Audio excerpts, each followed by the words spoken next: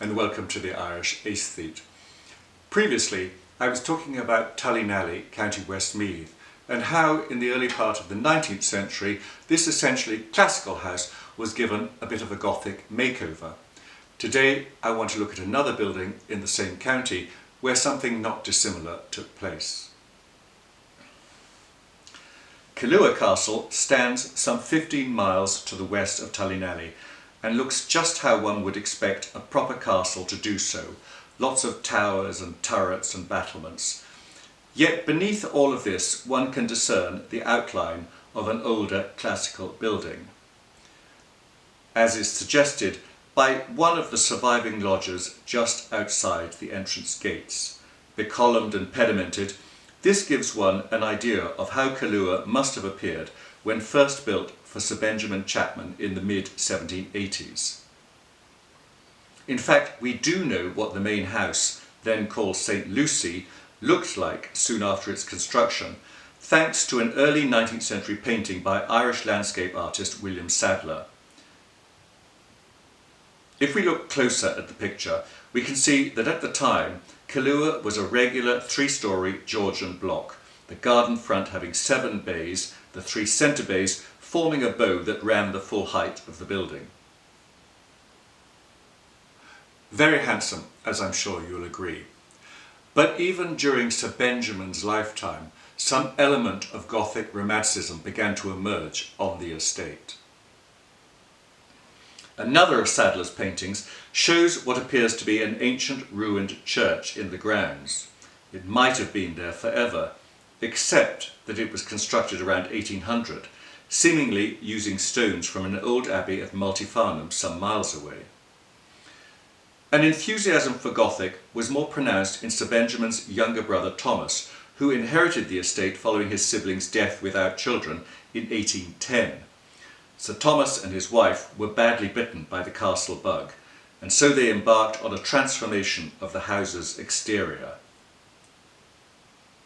The architect charged with this task is thought to have been Dublin man James Shiel, who essentially left the basic form of the house unaltered. But he very determinedly attempted to conceal that by introducing some asymmetry into what had hitherto been a strictly symmetrical piece of work. On the garden front, for example, the central bow remained, but a large 4-storey tower was added to one side, while the other side was simply given some understated buttressing. Beyond this, a new service wing was added.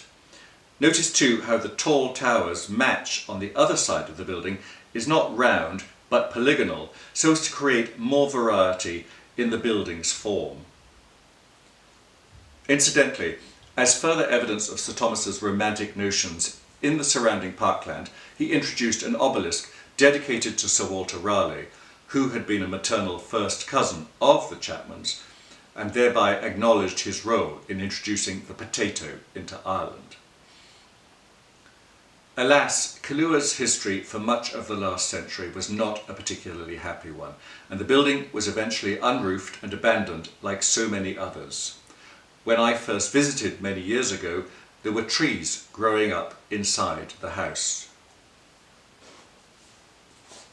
And so it might have remained, like so many other similar properties around the country, until about 20 years ago, when Killua was acquired by new owners. This is what the place looked like when they acquired it, with little evidence of its former splendour, although rather marvellously I remember some traces of pretty decorative plasterwork still clung to the entrance hall's walls. The resuscitation since then of Killua has been a long and laborious task, and one that's not complete yet. But the results are wonderful, and they demonstrate more eloquently than any words could do that no building, no matter how dilapidated, is beyond rescue. Seeing Killua today, one can empathise with Sir Thomas Chapman's advocacy of Gothic. And in the next episode, we'll look at another building, albeit a little further south, where similar work was undertaken. I look forward to seeing you then. Thank you so much for watching the Irish Aesthete. Goodbye.